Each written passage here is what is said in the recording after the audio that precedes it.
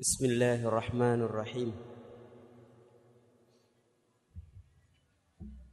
الحمد لله والصلاة والسلام على أشرف الأنبياء والمرسلين نبينا محمد وعلى آله وأصحابه ومن تبعهم بإحسان إلى يوم الدين وسلم تسليما كثيرا. أما بعد،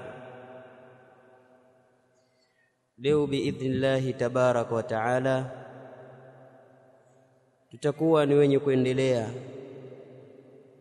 katika daura yetu hii, daura inayowahusisha kina mama katika Masjid Ibn Baz rahimahullahu ta'ala, katika mji wetu huu wa Makorora, mti mkavu, ambapo leo tupo katika siku ya 3 ya daura hii, na leo tunaanza ad-darsu as-sadisu wal-20, darasa ya 26 kwenye ukurasa wa 18. يقول المؤلف حفظه الله تعالى: المحظور على المرأة زمن الحداد. المحظور على المرأة زمن الحداد. محظور، mambo yaliyokatazwa, ala almar'a, kwa mwanamke, zaman alhidad, katika kipindi cha kuacha kujipamba. Alhidad ni kule kuacha kujipamba, ndio alhidad, wakati ambao mwanamke huwa sheria inamtaka yeye asijipambe wala asifanye lolote ambalo litakuwa ni aina ya mapambo, aliwache katika kipindi hicho, nacho ni kipindi cha yeye kuwa katika eda ya kufiwa. Mwanamke akiwa katika eda ya kufiwa, anatakiwa yeye aache mapambo, akae mbali na kujipamba. Vipambo avipumzishe kwa muda mpaka atakapotoka kutoka katika eda yake ya kufiwa, ambayo ni miezi 4 na siku 10. Kwa katika kipindi hichi kuna mambo ni mahdhur, yamekatazwa kwake yeye. Ndio anasema almahdhuru ala almar'ati zaman alhidad, kile chenye kukatazwa kwa mwanamke katika kipindi cha kuacha kujipamba akiwa katika eda. Jambo gani limekatazwa kwake? La mwanzo, awalan, jambo la mwanzo, alla takhruja min baitiha illa lihajatin, kutotoka nyumbani kwake isipokuwa kwa haja maalum. Alla takhruja min baitiha, kutotoka nyumbani kwake mwanamke akiwa katika eda ya kufiwa, hatakiwi atoke ndani ya nyumba, illa lihaja, isipokuwa kwa haja maalumu. Kwa haja, kuna haja na hakuna namna, lazima atoke yeye, basi hapo ataruhusiwa kutoka. Mithlu an takuna maridhatan, mfano kuwa ni mgonjwa, watahtaju limurajaati almustashfa, na anahitajia kurudia au kurejea hospitali. Mithlu, mfano an takuna maridhatan, kuwa yeye mwanamke huyo aliye katika eda ni mgonjwa, watahtaju, na anahitajia limurajaati almustashfa, kurejea hospitali. Nataka kwenda hospitali kumuona daktari, yeye ni mgonjwa, ipo katika eda lakini ni mgonjwa. Hiyo tayari ni haja ya yeye kutoka, anaweza wakatoka kwenda hospitali. Au dirasati, au anahitajia yeye masomo, au dirasa, au masomo.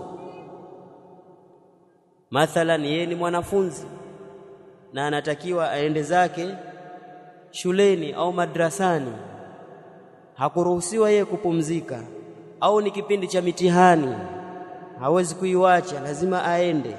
Au ni mwalimu amekataliwa likizo sehemu ya masomo, lazima aende. Kuna mambo yanaenda sawa akiwepo yeye huko masomoni, hakuna niaba yake, tayari ni haja hiyo. Au dirasa, au masomo, au alwadhifa, au kazi. Hakupewa muda wa kupumzika, hakupewa likizo, na kazi yeye ndiyo sehemu ya kutafuta maisha yake, hana mbadali, lazima aende, ni haja hiyo, atakwenda kazini. Au tasawuqi, au kwa ajili ya kununua vitu sokoni. Au tasawuq, au kununua vitu sokoni. Lilmanzil, kwa ajili ya nyumbani. Au tasawuq, au kununua vitu sokoni. Lilmanzili, kwa ajili ya nyumbani, hakuna mwingine, yumo peke yake ndani ya nyumba, hakuna kumwagiza sokoni, lazima atoke mwenyewe. Ni haja hiyo, atatoka kwenda sokoni kwa ajili ya kutafuta hayo matumizi ya lazima. Ma'a wujubil mabit fi baiti zawji, pamoja na uwajibu wa kulala kwenye nyumba ya mume. Ma'a wujubil mabiti fi baiti zawji, pamoja na uwajibu wa kulala. Mabiti ni kulala. Fi baiti zawji, kwenye nyumba ya mume.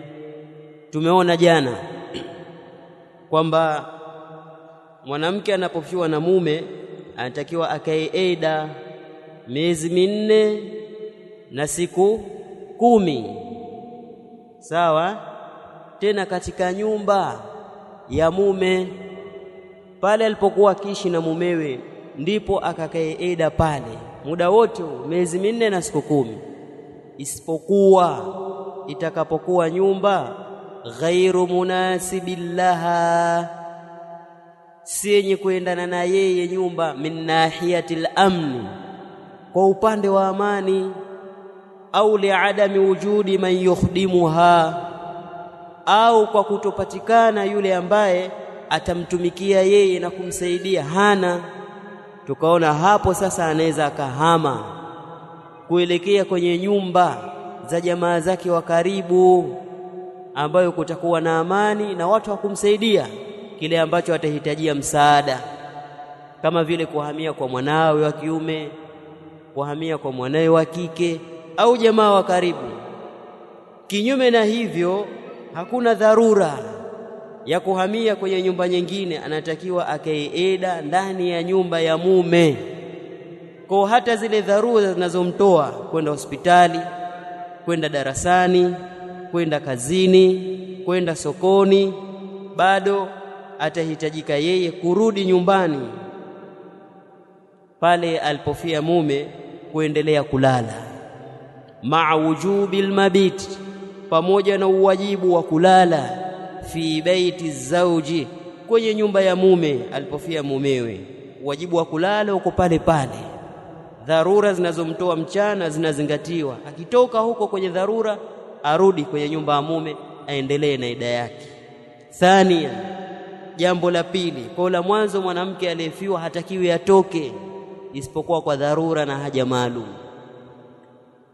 Sio umefiwa na mume, huna dharura yoyote, wazunguka barabarani, ngamiani, wazunguka tu nini, wanatafuta vyombo, hali ya kuwa kuwaagiza wapo, haitakiwi wao baki ndani. Thaniyan, jambo la pili, atibu, manukato, mafuta mazuri.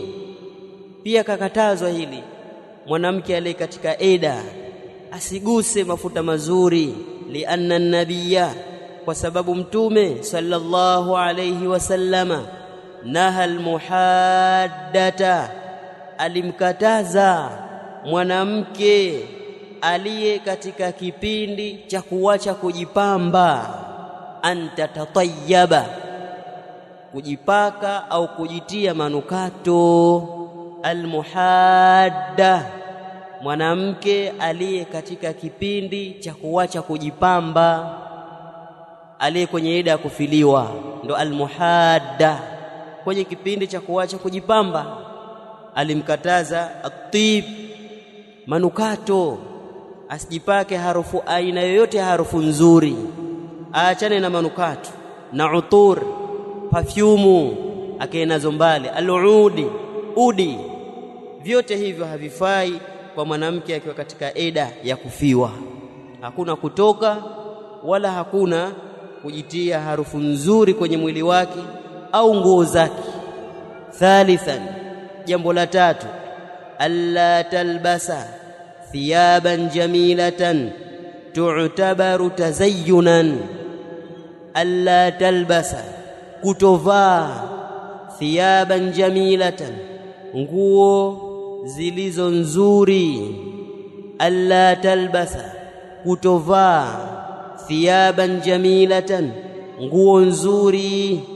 Mwanamke akiwa katika eda ya kufiwa hatakiwi kuvaa nguo nzuri, tu'tabaru tazayyunan, ambazo huzingatiwa kuwa ni pambo, huzingatiwa kuwa ni kujipamba.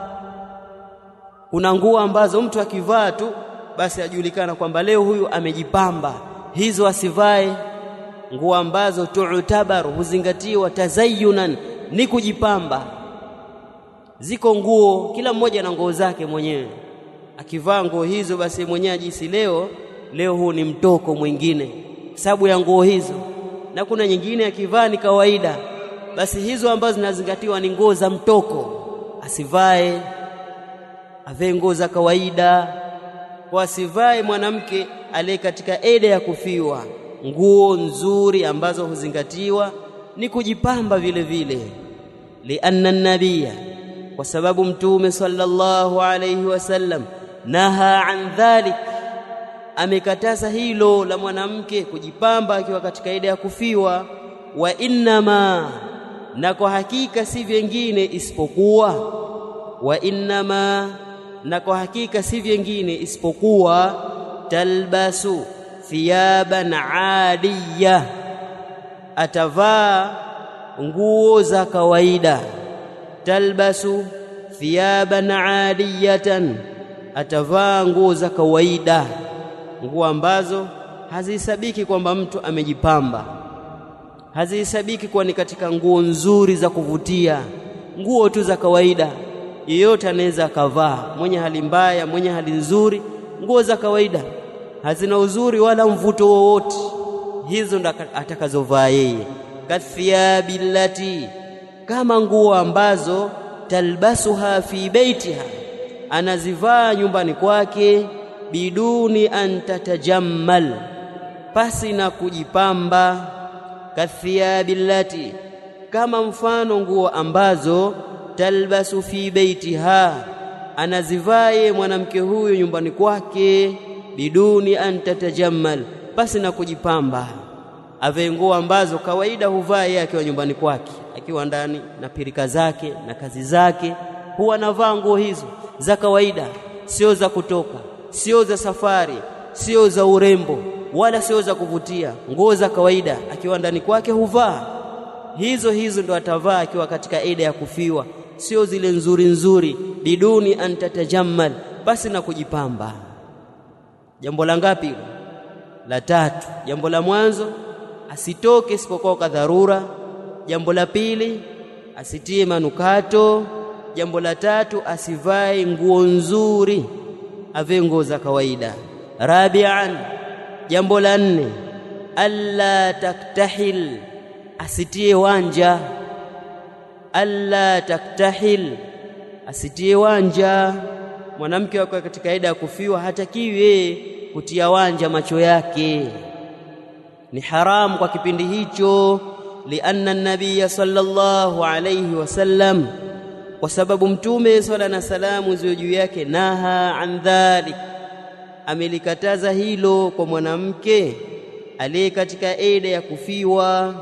Alla taktahil, asitie wanja macho yake yake hivi kawaida, asipake wanja kwa sababu ni sehemu ya mapambo, na yeye hatakiwi kujipamba ndani ya kipindi hiki cha kuacha kujipamba. Khamisan, jambo la 5 alla tatahalla, kutojitia vipambo.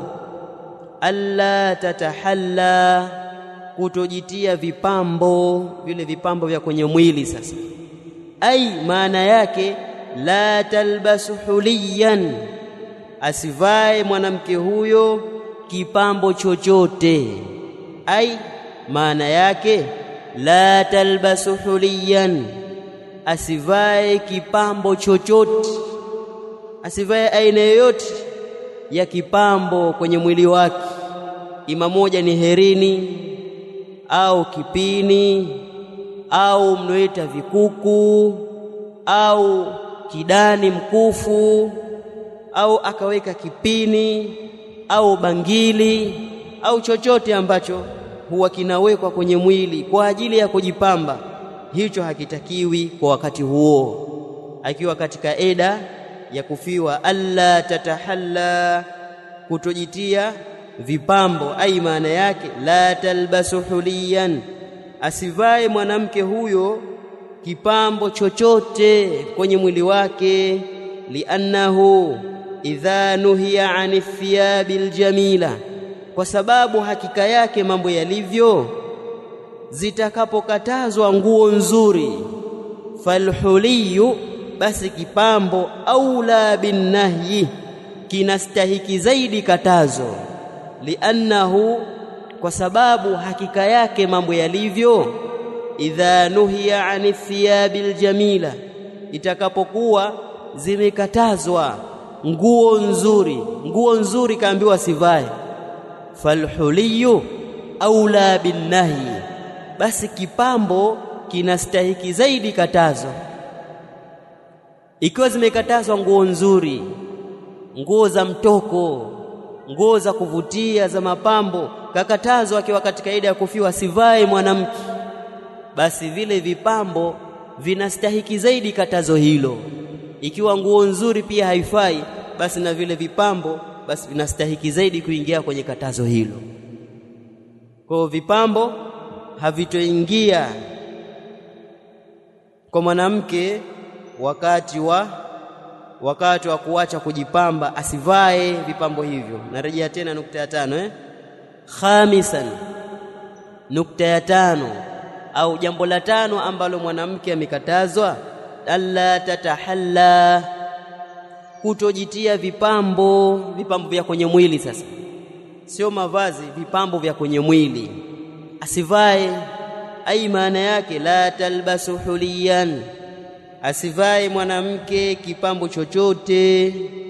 Tukatoa mfano kama vile herini, kikuku, kidani, kipini, vipuli, bangili, shanga, zote hizo anatakiwa atoe kwenye mwili wake. Akiwa kawaida tu kama mtoto mdogo ambaye hafahamu lolote, mwili wake uwe wazi, awe hivyo. Kwa nini? Anasema liannahu, kwa sababu hakika yake mambo yalivyo. Ndio liannahu, kwa sababu hakika yake mambo yalivyo, idha nuhiya ani thiyabil jamila, zitakapokatazwa nguo nzuri, zitakapokatazwa nguo nzuri, falhuliyu aula bin nahyi, basi kipambo kinastahiki zaidi katazo hilo. itakapokuwa nguo nzuri zimekatazwa, mwanamke akiwa kwenye eda ya kufiwa asivae nguo nzuri, kama tulivyoona kwenye nukta ya 3 hapo. Asivae nguo nzuri ambayo itazingatiwa kuona kujipamba, asivae. Ikiwa hilo limekatazwa, basi kipambo cha kwenye mwili kinastahiki zaidi katazo hilo. Ikiwa nguo haifai nzuri, basi vile vipambo vya mwilini ndio vinastahiki zaidi kutokufaa wakati huo mwanamke akiwa katika eda ya kufiwa. Hapo tuko sawa eh? Kwa haitoingia nguo nzuri mwanamke kuivaa na vipambo vyote avivue baada ya kufiwa mpaka amalize miezi 4 na siku 10. Wayajuzu laha, na itafaa kwake yeye mwanamke huyo aliye katika eda, antukallima ar-rijala, kuwazungumzisha wanaume panapokuwa na haja ya kuzungumza na watu wanaume, basi itafaa. Sio kwa maana yuko katika eda basi hazungumzi na mwanamume yoyote, hata kwa dharura, kaja baba, kaja mkwe, kaja mama mkwe, au wamekuja kaka zako, wajomba, hamna kuwasemesha wanaume kama vile baadhi ya itikadi za watu. La, itafaa. Wayajuzu laha, na itafaa kwake yeye, antukallima ar-rijal, kuwazungumzisha, kuwasemeza wanaume, wa antatakallama bilhatif, na kuzungumza na simu pia itafaa. Sio umefiwa bana, basi laini zote watoa kwenye simu etia huko kwenye begi mpaka baada ya miezi 4 na siku 10. Haram kuongea na simu wakati upo katika eda. La, sio haramu. Akipigiwa simu atapokea, atazungumza. Akiwa na haja atapiga simu, ataongea. Wa antatakallama bilhatif, na kuongea na simu pia inafaa. Wa anta adhana liman yadkhulu bilbaiti mimman yajuzu dukhuluhu, na kumruhusu mwenye kuingia nyumbani katika wale ambao inafaa kuingia. Wa anta adhana, na kumruhusu liman yadkhulu bilbait, mwenye kuingia nyumbani. Wa anta adhana, na inafaa kumruhusu liman yadkhulu bilbait, mwenye kuingia nyumbani, mimman yajuzu dukhuluhu, katika wale ambao inafaa kuingia. Wale ambao inafaa kuingia nyumbani kwake, wamekuja kumpa mkono wa pole, taazia, haijakataza kuingia kwake, basi itafaa kuwaruhusu, kuwaidhinisha, ingieni, karibuni, atawapokea vizuri. Haijakataza kwamba yeye akae ndani tu chumbani muda wote. Hakuna mtu wa kupokea wageni, wa kuitikia hodi, wa kuwaruhusu wenye kutaka kuingia, hakuna. Na yeye hatoki, yuko chumbani muda wote. Sasa nani watu waruhusu wageni wanaokuja? Atoke, awepo ruhusa yeye mwenyewe. Kama kuna watu wengine ni vizuri yeye akapumzika, pasipokuwa na watu inafaa yeye kwenda kuwaruhusu wageni watakaoingia nyumbani kwake.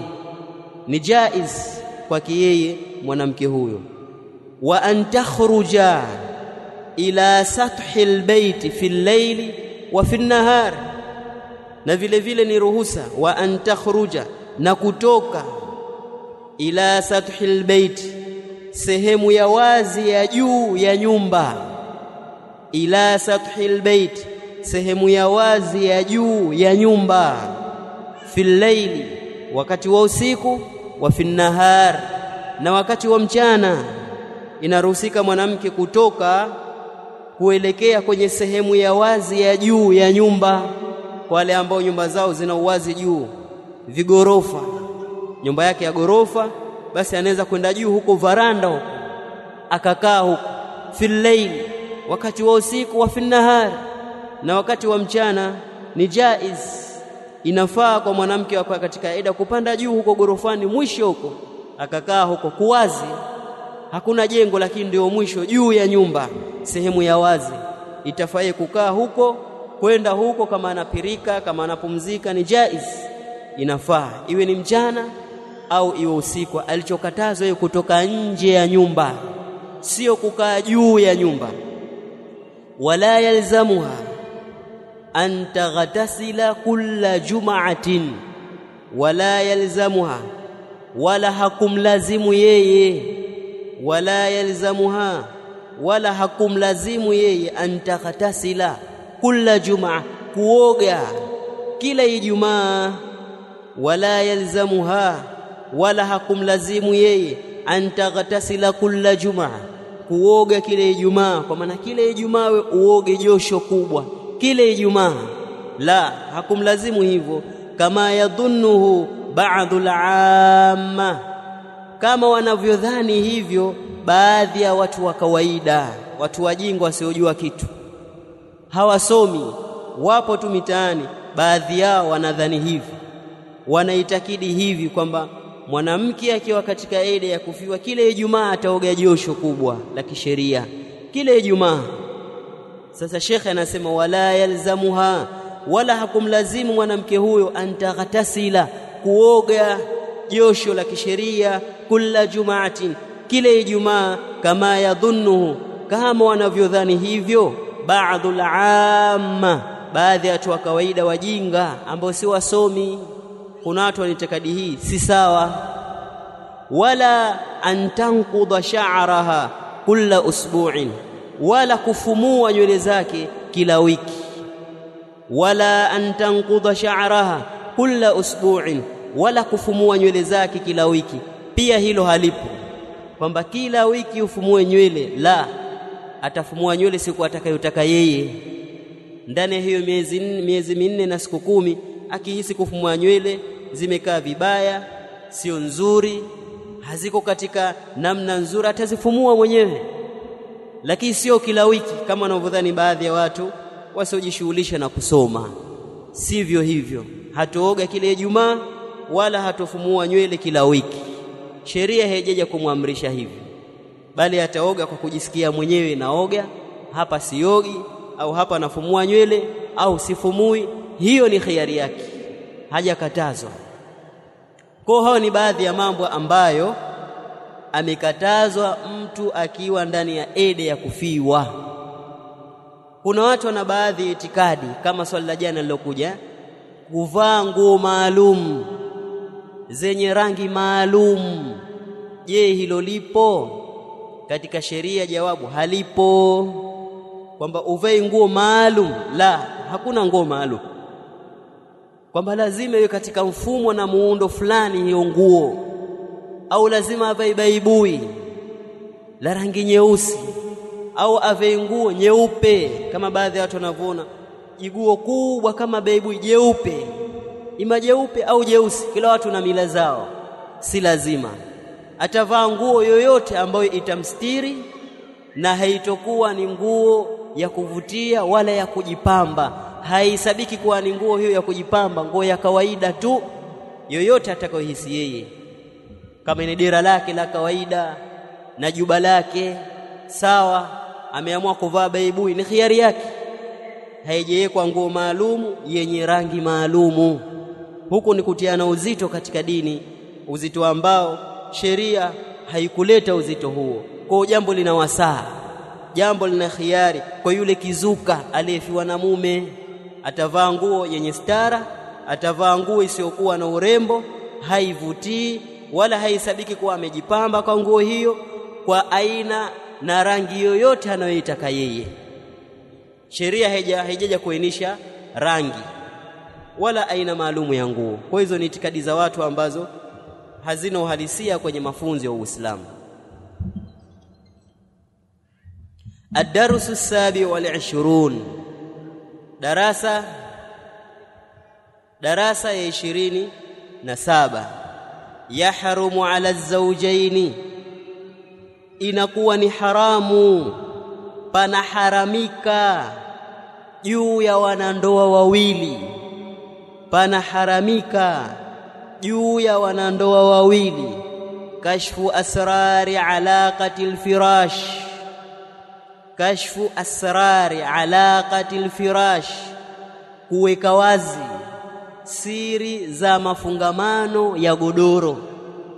Kashfu, kuweka wazi, asrari, siri, alaqati al-firash, za mafungamano ya godoro.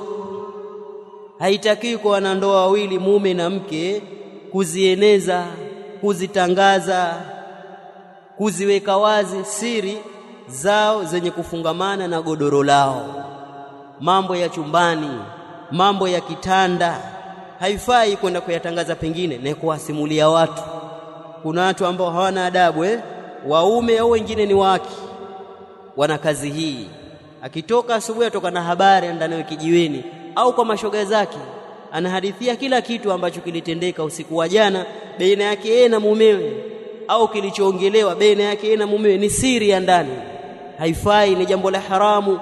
Yahrumu ala zawjain, panaharamika juu ya wanandoa wawili kashfu asrari alaqati alfirash, kuziweka wazi siri za mafungamano ya godoro, siri za ndani baina ya mume na mke, ni haramu kuzitangaza nje. Qala sallallahu alayhi wasallam, amesema Mtume swalla na salamu ziwe juu yake, inna min asharri nnasi inda Allahi manzilatan, hakika katika watu waovu mno kwa daraja mbele ya Allah.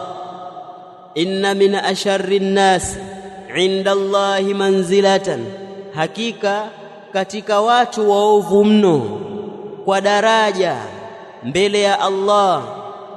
Hakika katika watu waovu mno kwa daraja mbele ya Allah, ani katika watu ambao daraja lao ni baya, wana daraja mbaya mbele ya Allah siku ya kiyama, mbele ya Allah yaumal qiyama, siku ya kiyama.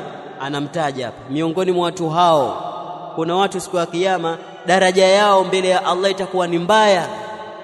Watu wamefanya jambo baya, ni watu waovu mno mbele ya Allah, wana daraja mbovu mbele ya Allah. Hawana daraja nzuri, hawana sifa nzuri mbele ya Allah siku ya kiyama.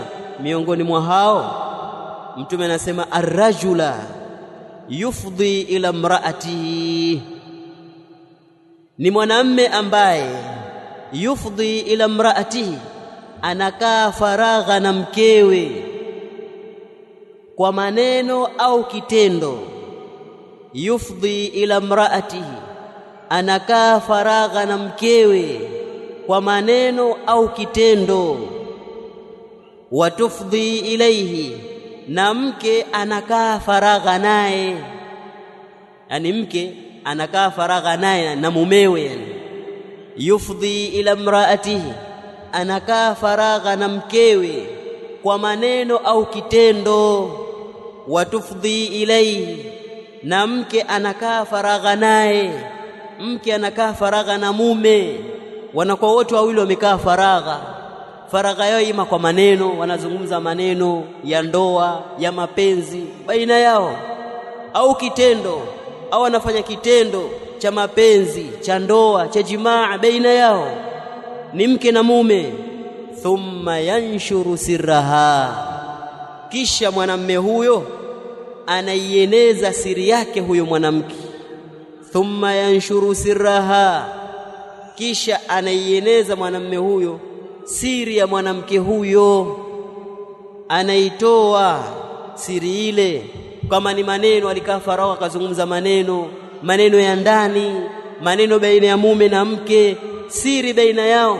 Yeye asubuhi huyo kenda kutangaza maskani, mnajua mke wangu kadha na kadha na kadha, jana nimeongea naye hivi, jana kanaambia hivi. Huyo ndo mke bana, anaona anamsifia, kumbe anamwaga siri za mkewe. Au kama ni kitendo, ahadithia kila kitu, mke wangu yuko nyuma sana bana, mwatamke bana hajui lolote bana, hajui mambo ya mitandaoni bana, kuna kitu kadha kadha hawezi bana, ataja staili pale, hawezi mke wangu. Watu wajua kumbe mkeo mvivu kwenye jambo fulani, kila kitu kiko nje. Kwa wajipitisha we, huyo mke wajipitisha maskani, watu wote wakujua kwamba mke yenyewe ndo yule pale. Mume alituambia kwamba hawezi kitu fulani, alizungumza jambo kadha na mumewe, mambo yote yako hadharani, we haujui mke, lakini maskani kila kitu kishaikwa. Wewe unapita, huna tena heshima kwao, kwa sababu washajua madhaifu yako yote kwa mumeo. Na kuna wanawake hivyo hivyo wana tabia hii, wakishakaa wawili watatu wanazungumza umbea mpaka ule umbea kisha hamna umbea. Sasa aanza kutoa mambo ya nyumbani kwake, ili mradi tu mdomo wake usipite upepo. Umbea umemaliza, basi ule mdomo wa muwasha ule, kama katafuna pilipili, ataka aongee. Sasa unasubiri niongee mambo ya mume wangu. Sasa anaanza hapo, mnajua wenzangu, mimi sina mume na mwanamume masuruali tu, sina mume mwenzenu. Sasa na wale wamchochea, tuambie wenyewe, wana lugha siku hizi, tuambie udugu. Si ndio lugha zenu siku hizi? Wamchochea aseme, na yeye kwa ujinga wake huyo udugu huyo, na yeye anaongea. Sasa asema mimi sijapata mume, nimepata mwanamume masuruali. Akishambwa tuambie udugu, amwagika. Sasa anatoa kila kitu, mume wangu kadha, mume wangu kadha. Kumbe hizo sifa ambazo waziona mbaya kwa mumeo, katika hao wanawake kuna ambao ndo wazitafuta sifa hizo. Mtafuta mwanamume ambaye hayawezi haya, anaweza yale kule. Sasa wewe alikuwa hayawezi, unaona ni kasoro. Siku 2-3 mume anakuwa si wako, amechukuliwa na shoga yako. Kwanza unapata dhambi, lakini pia ni jambo lenye kusababisha matatizo baina ya watu. Siri yako na mwanandoa mwenzako ibaki kuwa ni siri yenu. Panapokuwa na haja ya kuitoa siri ile kwa maslahi fulani, basi kuna watu maalumu, sio mashoga wala marafiki. Watu maalumu, najua hawa watotoafikishia jambo hili, wataweza kulifungua wakaijadili kisha wakalifunga, mwingine yoyote asiweze kujua. Basi wataendewa hao kama wazee, watu wazima. Kuna namna lazima siri hii itoke ili jambo likae sawa. Basi wataambiwa hao wazee, wanaitwa wazee wa busara, wenye hekima, na sio wote, sio wazee wapumbavu, wazee vijana wakiwaambia jambo wapeleka maskani kwa vijana wao. Si hao, wazee maalumu, wazazi wenu wenye hekima na busara. Mtalifungua jambo kwa kiasi, watajua, watalitengeneza, kisha watalifunga, litaisha. Lakini kama hakuna dharura, ni haramu mwanamume au mwanamke kuitoa siri ya kitandani baina yake yeye na mume wake, napata dhambi. Rawahu Muslim. الدرس 28